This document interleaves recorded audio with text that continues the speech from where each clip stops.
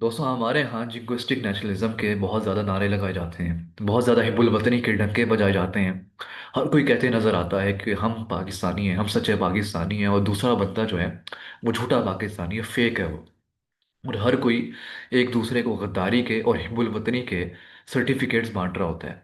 अब जरा इसको समझते हैं कि ये लोग जो बहुत ज़्यादा हिब्बुल वतनी के दावे करते हैं, इनको क्या पता भी है कि हिब्बुल वतनी क्या होती है, वतन क्या होता है, और जहाँ पे ये रह रहे हैं क्या ये इनका वतन है, या फिर यही इनके वतन के खिलाफ एक एंटीथीसिस है जहाँ पर ये रह रहे हैं। क्योंकि दोस्तों, अक्सर वीडियो में मैंने ये बात की है कि स्टेट का मकसद लोगों को सर्व करना नहीं होता। हिस्टोरिकली अगर स्टेट का एनालिसिस किया जाए तो स्टेट का पर्पस हमेशा लोगों पर काबिज होना, उनकी ज़मीनों पर, उनके रिसोर्सेज को पर काबिज होना है, और उनसे टैक्स निकलवाना है। स्टेट लोगों के रिसोर्सेज पर काबिज ही इस तरह होती है कि वो लोगों से टैक्स लेती है, वो ज़बरदस्ती टैक्स लेती है। स्टेट के पास पावर होती है, आर्मी होती है। स्टेट के पास बहुत सारे इख्तियार होते हैं, बहुत ताकत होती है, और वो अपनी फौज, अपनी ताकत और फोर्स के थ्रू लोगों को टैक्स देने पे आमादा करती है। फिर चाहे वो टैक्स की फॉर्म मिले, फिर चाहे वो जिस तरह मर्जी हथियाए। जब स्टेट के पास ताकत है तो वो जो चाहे कर सकती है। और स्टेट का मकसद ही लोगों से रिसोर्सेज लेना होता है। वतन उस जगह को नहीं कहा जा सकता जहां पर लोग रहने के लिए आज़ाद नहीं, जहां पे लोगों को इकोनॉमिक फ्रीडम नहीं, सोशल फ्रीडम नहीं, जहां लोग जो चाहे वो कर नहीं सकते, वो उनका वतन नहीं है। इस खित्ते को कहा जा सकता है कि ये हमारा वतन है। यहाँ की आबो हवा, यहाँ की ज़मीन, यहाँ की मिट्टी, यहाँ की खुराक, यहाँ की ज़ुबान, ये हमारा वतन है। लेकिन इस वतन को जिस स्टेट ने हाईजैक किया हुआ है वो हमारा वतन नहीं है। और इंडस वैली सिविलाइजेशन के 1500, तकरीबन मेरे ख्याल में 1500 साल बाद, जब से मौर्यन एम्पायर बनी यहाँ पे, उसके बाद से अब तक सिर्फ एम्पायर्स और स्टेट्स का गलबा रहा है। एक भी ट्रांजिशन का पीरियड ऐसा नहीं आया जहाँ पे लोगों को सुख का सांस मिला हो। और ये सिस्टम वक्त के साथ मजीद वर्स होता गया है, मजीद ज़्यादा ये पेचीदा होता गया है, खराब होता गया है। लोगों की इकोनॉमिक, सोशो इकोनॉमिक फ्रीडम वक्त के साथ ख़त्म होती रही है जब से एम्पायर्स बनी। पहले फिर भी किसी हद तक लोगों को आज़ादी थी कि स्टेट लोगों से डायरेक्टली टैक्स लेती थी। अब स्टेट लोगों से डायरेक्टली टैक्स लेने के बजाय पहले ही उनसे टैक्स ले लेती है, और जितना चाहे ले लेती है, सब कुछ ले लेती है। लोगों के पास कुछ बचता ही नहीं।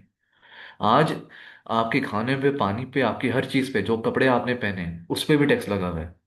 बस एक चीज़ है जिस पे टैक्स नहीं लगी हुई, कि आप बात कर रहे हैं या सांस ले रहे हैं, इस पे टैक्स नहीं लगा हुआ। बाकी हर चीज़ पे स्टेट ने टैक्स लगाया हुआ है। तो पहले स्टेट या एम्पायर्स क्या करती थी कि वो लोगों से डायरेक्टली टैक्स लेती थी, लोगों से ज़बरदस्ती काम करवाती थी, एग्रीकल्चर करवाती थी, और वहाँ से प्रोडक्शन हासिल करती थी, सरप्लस प्रोडक्शन, फोर्स के थ्रू। अब वो स्टेट फोर्स के थ्रू लोगों से पहले ही टैक्स ले लेती है। बल्कि उन्होंने कानून बना दिया है कि अब लोगों को डायरेक्टली देने की ज़रूरत नहीं।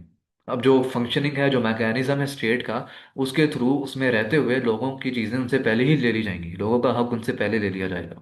लोगों को स्पेशल देने की ज़रूरत नहीं है, लोगों से छीनने की ज़रूरत नहीं। कानून और सिस्टम ही ऐसा बन गया।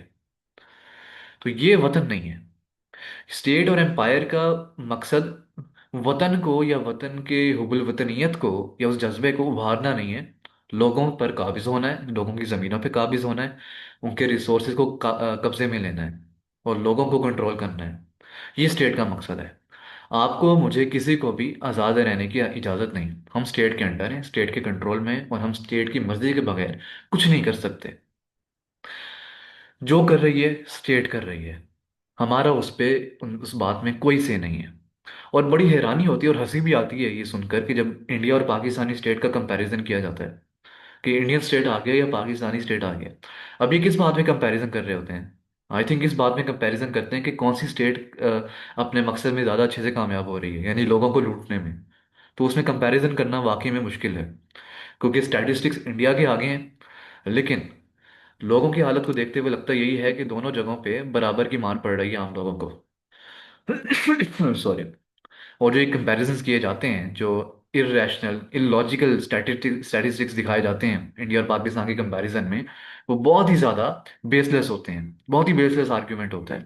क्योंकि भाई स्टेट का मकसद ही लोगों को लूटना है, लोगों को एक्सप्लॉइट करना है। एम्पायर्स हो गई, स्टेट्स हो गई, उनका मकसद पावर के थ्रू, ब्रूट फोर्स के थ्रू लोगों को कंट्रोल करना है।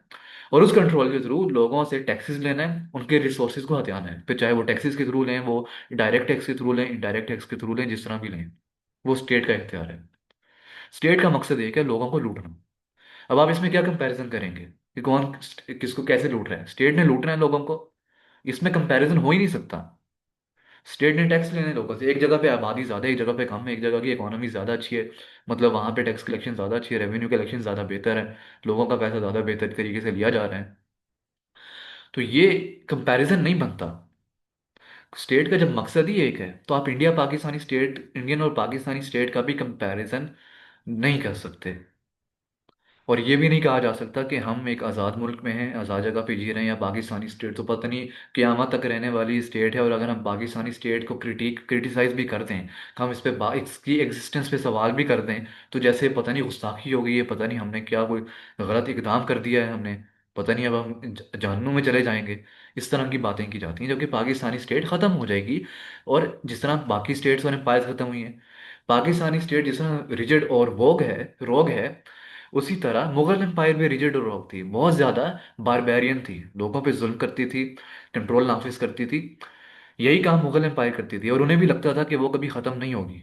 लेकिन बिलाखिर मुगल एम्पायर का खात्मा सिख एम्पायर से हुआ, फिर सिख एम्पायर का खात्मा ब्रिटिश एम्पायर से हुआ, कॉलोनियल एम्पायर से हुआ, फिर कॉलोनियल लेगेसी की शुरुआत हुई। उसके बाद फिर पाकिस्तानी स्टेट है। तो पाकिस्तानी स्टेट भी उसी कड़ी का एक हिस्सा है, उन्हीं एम्पायर, उन्हीं स्टेट्स का एक हिस्सा है, जो कि यहाँ पे लोगों पर जुल्म करती आई, और लोगों पे ब्रूट फोर्स के थ्रू कंट्रोल इस्टेब्लिश करती आई, और अपने उनके रिसोर्सेज को एक्सप्लॉइट करती रही। तो पाकिस्तानी स्टेट भी उसी कड़ी का हिस्सा है। इसको ज़्यादा रोमांटिसाइज ना करें, ज़्यादा जन्नताइज ना करें, ज़्यादा वो जन्नत का आप उसको ना चोला पहनाएं पाकिस्तानी स्टेट को, कि पता नहीं पाकिस्तान क्या है। ना पाकिस्तान के लोग जितने पानी में हैं, यह भी आप जानते हैं।